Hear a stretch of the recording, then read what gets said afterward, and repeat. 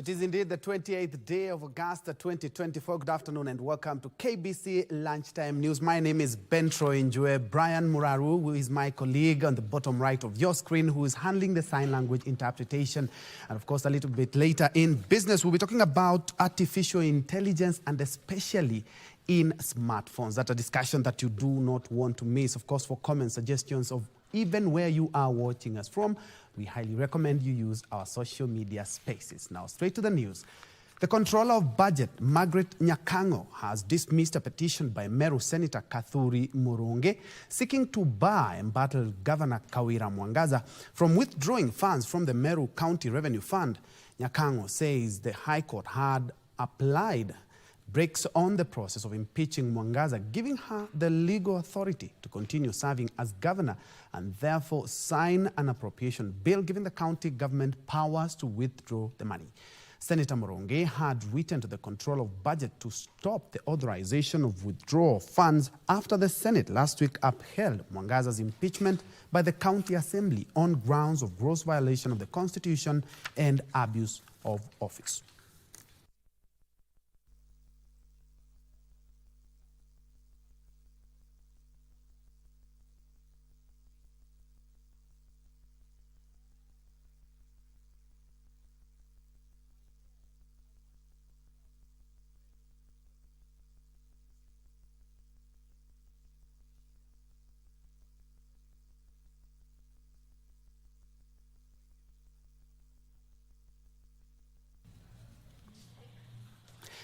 And now to Raila's AU bid, where the East African Student Union has welcomed the candidature of former Prime Minister Raila Odinga to contest for the African Union Commission chairperson.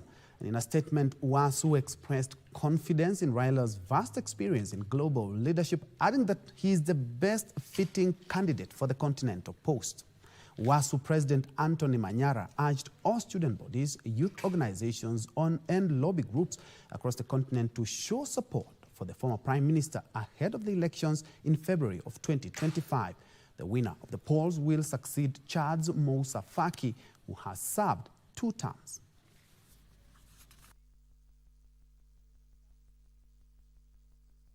Because we are endorsing one of our own for the African Union Commission chairperson.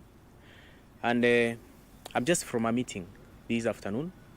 I was chairing a National Steering Committee meeting, which we had brought together all student leaders from various countries of the East African community under the umbrella body, which is the East African Students Union. And we have resolved unanimously to support and to endorse Right Honorable Raila Amolo Odinga as the preferred candidate for the African Union Commission chairperson. I want to take this opportunity to invite my fellow comrades, to invite all the youths, not just in Kenya, but also in the entire of our continent, to support our candidates. This candidate is not for Kenya alone. In the news, escalating water shortage in Kenya's semi-arid regions is primarily due to climate change and a rapidly growing population. A team from Center for Training and Integrated Research for ASALs that was in Maralal highlighted the urgent need for water conservation and sustainable practices. The meeting brought together stakeholders from the counties of Nyeri, Laikipia, Samburu, Isiolo, and Meru to create awareness on the sustainable use of water among neighboring communities.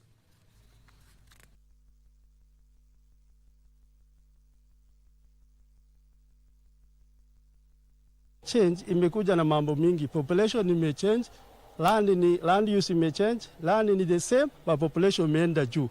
Lazima tukuje pamoja kwa hii sekta, tushirikiane ili tu conserve the catchment ya Wasonyiro. Lakini kuna miradi ambazo zinaweza saidia ndio hii maji iweze kuwa stored. Kuna mambo mengi inaweza fanya. Kama vile kukinyesha, watu kwa kinyumba household level waweze kuteka hii maji waweke kwa matumizi ya baadaye. Kwale County Government has disbursed 41 million shillings worth of bursaries for deserving high school students in 14 wards. Speaking during the check handover to the students from Bongwe Ngobato, Ukunda and Kinondo wards in Msambweni, Kwale County Governor Fatuma Achani said that despite experiencing budget cuts, the county government will ensure students from underprivileged families do not stay at home due to lack of fees. Inakuwa tumekuwa na changamoto nyingi za resources ama za fedha, lakini tukaweza kusema pesa kidogo, pesa fulani hii tutaweza kuiweka ili tuweze kusaidia mzazi wa Kwale asiweze kuteseka kwa kila kitu. Shule zikifunguliwa, angalau tutakuwa na pesa kwa wale wanafunzi wa kutoka, wale ambao walikuwa hawajapata chochote waweze kupata pesa. And now to girl child empowerment. 50 girls who dropped out of school in Malindi, Kilifi County due to pregnancy have been enrolled in a training program that will equip them with the requisite skills for the job market. Through the initiative spearheaded by Malindi Ward Representative Rashid Othiambo, the girls will get jobs at an export processing zone company in Mombasa County.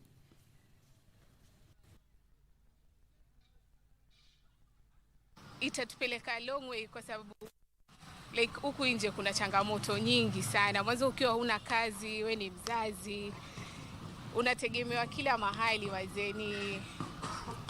Ni furaha sana wazee tumepata hiyo opportunity. Saa hii naenda kazini na naenda kujifundisha kazi. Baada hiyo kazi, baada kujifundisha nipate kazi. Kwa sasa hii tumepata nafasi ya wasichana ambao ni takriban 50, tukitarajia kwamba tutapata nafasi zingine. Na hii priority imetoka kwa wasichana kwa sababu tunajua wasichana are the most vulnerable katika community.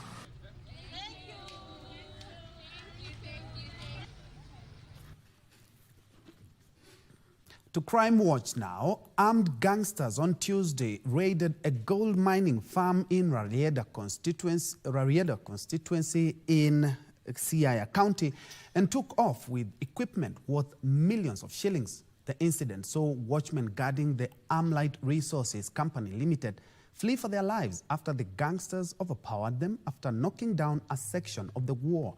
According to the director of Armlight Resources, Amos Barasa Mabonga, this was the 5th attack on his premises this year.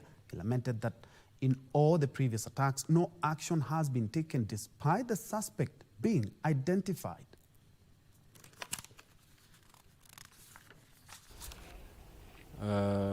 Ikasababisha vifo za watu wawili. As we speak, hiyo kesi haijafika kotini.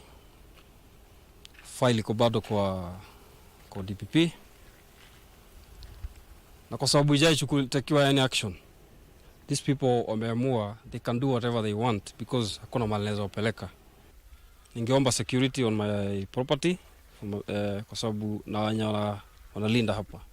Because at the moment their life is in danger. The area that is surrounded with the perimeter. Department of Water and Sanitation Julius Correal said the tunnel channel water drawn from rivers Geki, Irati and Madhioya into Ndakaini Dam.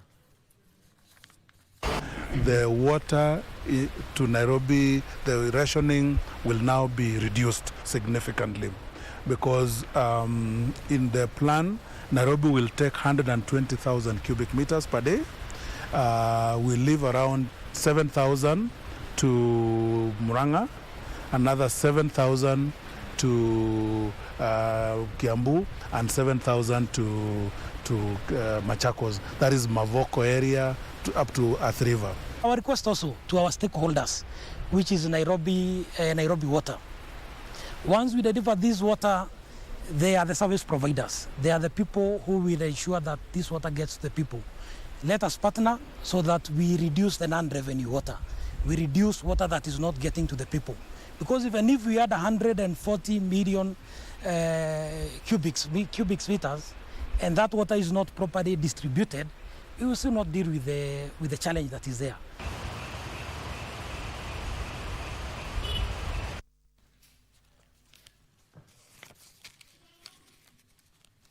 And away from the water crisis in Nairobi, now to another crisis, the teachers' strike, but that is by KUPPET. Yesterday, the court ordered that the teachers go back to school, and KUPPET, the Kenya Union of Post-Primary Education Teachers, is currently having a live interview at the Next Gen Mall right here in Nairobi. Let's first of all listen in.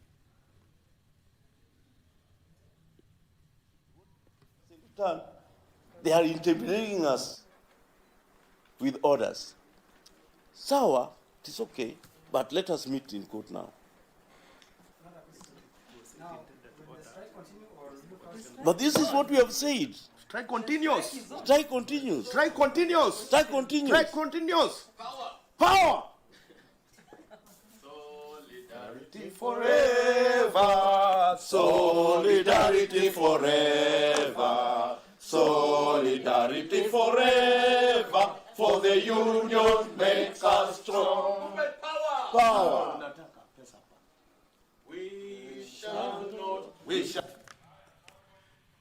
That is a media briefing by the Kenya Union of Post-Primary Education Teachers there. Earlier on, addressing the press was the Secretary General Akelo Misori, who says that the strike is still on, and he has said, let's meet in court. More on that a little bit later on. But moving on, residents of Mungao village in Embu County are calling on the county's leadership to move with speed and repair a section of the road that has been difficult to navigate following an erosion.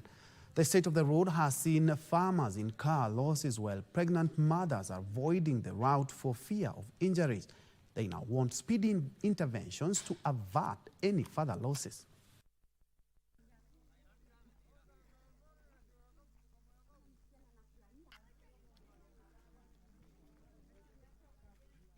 Mifugo ikipitishwa hapa isukumane, kukuwa na msongamano wa mifugo, kwa sababu hii ng'ambo ya Giduri kuna mifugo wengi. Ikisukumana hapa wenye itaanguka hapa itoki hapo ikiwa ng'ombe tena ama buzi tena, inatolewa wangu hapo ikiwa nyama. Pia watu wa bodaboda wale wanapitisha hapa Mera, na wakazi wengine hata wenye wanakuja hapa ambao hawajui ile mteremko iko hapa, wanakuja hapa wanapata ajali hapa. Hata kuna wakati tuliweza kuokota mtu mmoja hapa, aliumia sana na hakuweza kusurvive kwa sababu alianguka kutoka kule juu akaingia mpaka huko mtaro, ni kitu 20 feet. Watoto wanapoenda shule inakuwa ni hatari, sababu hii ndio njia ya watoto kupitia wakienda shule.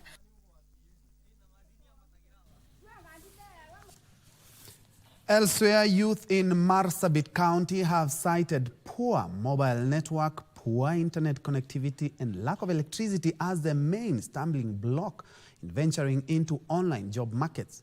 This comes after 500 youths benefited from a digital literacy course aimed at enabling them to gain valuable skills and venture into the online job market. The initiative is a collaboration between the Catholic Relief Services and Ajira Digital. So hii ndio kama source of living. And employment in the country at large, and particularly in Marsabit. There is a need of utilizing or capitalizing digital space also can be used to address issues of the social problems that we have.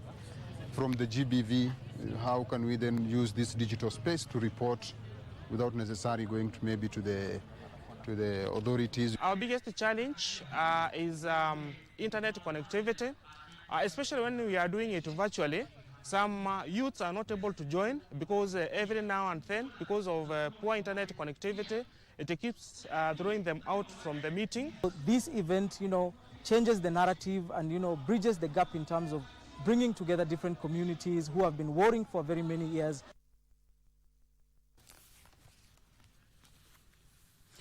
In other news, maternal mortality rate in remote areas of Magadi and Kajiado West Sub-County in Kajiado is said to have reduced significantly due to health stakeholders' dedication to sensitize women on the importance of safe births.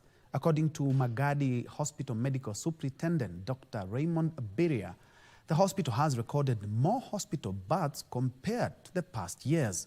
Dr. Biria further says many mothers are adhering to the vaccination calendar for their children. When patients come, they're usually given a health talk. And one of the issues, we dwell on many things in the health talk. We dwell on issue of nutrition. We dwell on the issue of preventive services. including things like having clean water. We also talk of hospital baths, that all women who want to deliver should come and deliver in hospital. The vaccination rate is, let me say, more than 100%. Sisi tumetoka area, ni watu wawele story ya hospitali, kitu kama hiyo, hawana hizo vitu zenyewe ni za manage mjamzito. Hawezi kukuambia chakula unafaa kula ukiwa mjamzito, lakini unapotembelea hospitali mahali kama hapa wanakueleza kitu unafaa kukula kama mjamzito.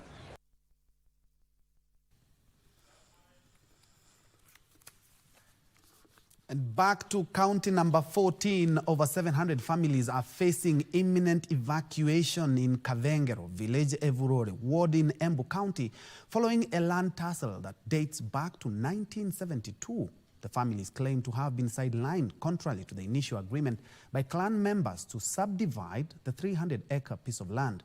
They are calling on the government to intervene in the matter and stop the impending evacuation.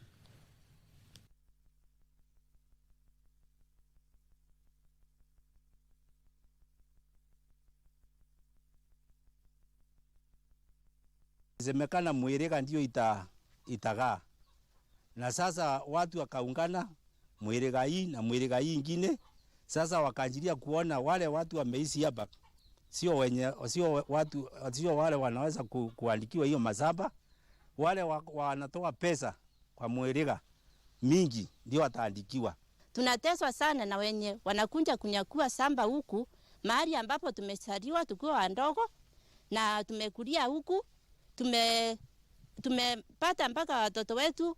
Chief Justice atengeneze mpangilio ama system ili ambayo itasaidia mashamba ya hapa Kavengero na kule kwingine Kenya mzima kule ambayo kuko na shinda ya mashamba kama hapa.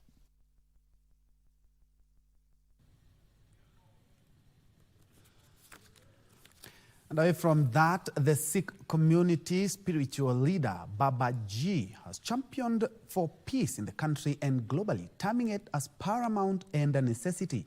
Speaking at Kericho Township Primary School during the commissioning of Peace Pavilion, dining halls and launch of free feeding program, the spiritual leader said that he has requested President William Ruto to launch a peace charter in Kenyan Parliament for forgiveness and reconciliation.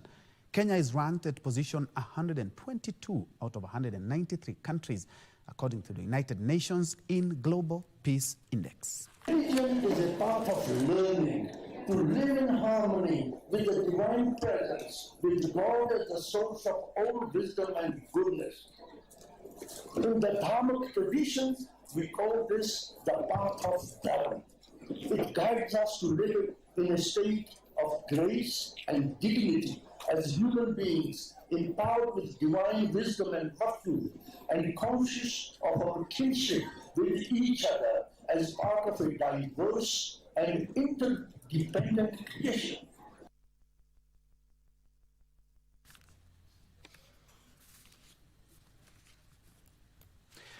And former ICT and the Digital Economy Cabinet Secretary Eliud Owalo has officially handed over the office at the ministry's headquarters in Nairobi to the current Cabinet Secretary, Dr. Margaret Ndungu. Meanwhile, a section of members of Meru County Assembly are faulting the county senator, Kaduri Murungi, for undermining the development of the county.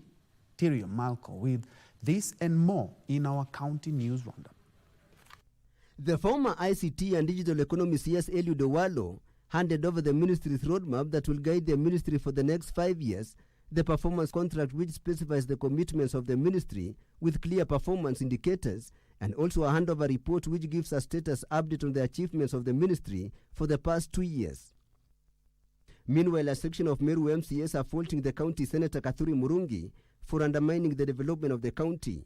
The MCS accused Murungi of writing a letter to the Controller of Budget, Margaret Nyakango, asking her not to allocate money to Meru County after the Senate upheld the impeachment of Governor Kawira Mwangaza.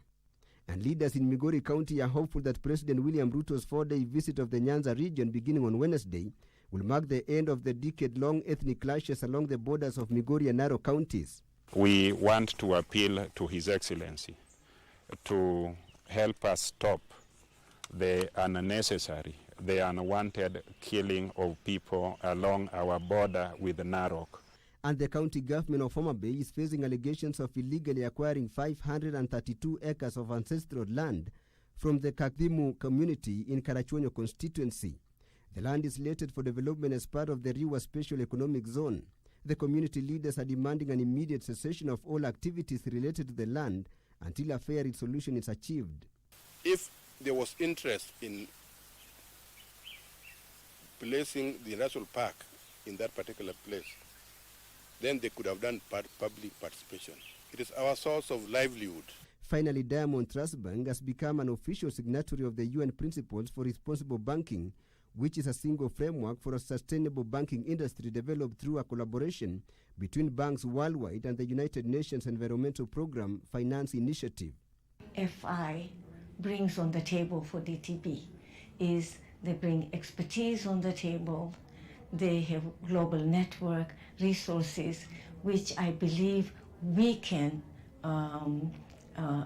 use, we can put it to good use for the benefit of our customers, the communities within which we work, and of course for the greater good of the countries in which we're operating.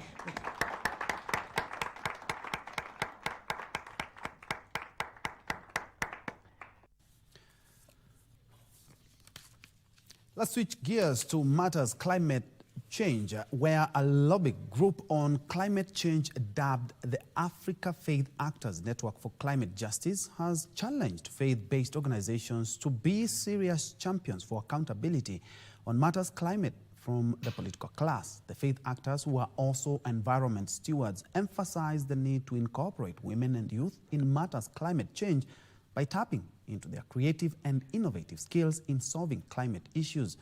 This group said there is need to have the church play a central role in taking care of the climate, which is central to God's creation. Can we have our streets clean? Do we need any money for that? But that affects how we think about wider things. But if we cannot take care of the small things which we don't need money, we don't need the time we have, but we don't do them, it shows that we are not quite aware of how much responsibility we need to take.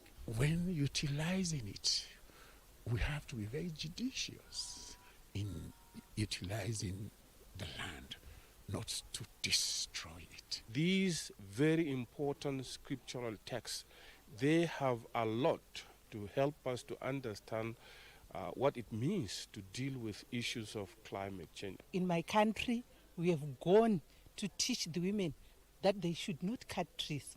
And we have started what we call total stoves, which means twigs. We just use the twigs. If you look at our curriculum in the past, it did not give space or rather a room for young people to interact and also to understand about climate change, environment.